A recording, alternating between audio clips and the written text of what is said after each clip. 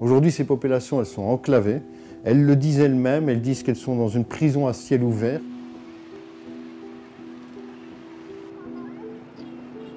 On a les populations originaires de cette région qui aujourd'hui ont été multipliées par un nombre extrêmement important de déplacés. Et ces populations sont des Syriens qui sont bloqués, qui ne peuvent plus partir en Turquie, qui sont coincés là, que personne n'en veut.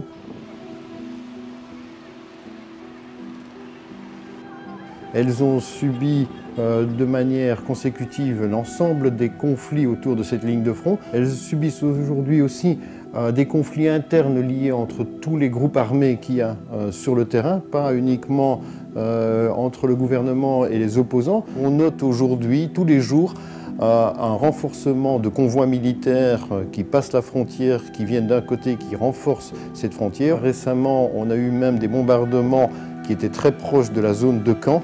On va être face très rapidement à deux problèmes majeurs.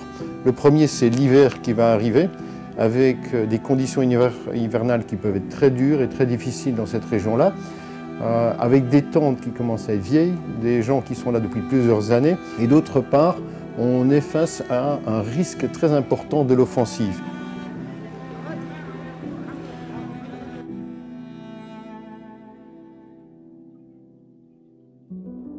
La plupart des gens qui avaient encore la capacité financière, on va dire, d'acheter des médicaments, se sont retournés vers MSF pour avoir accès à nos cliniques mobiles ou à nos centres de prise en charge des patients maladies chroniques.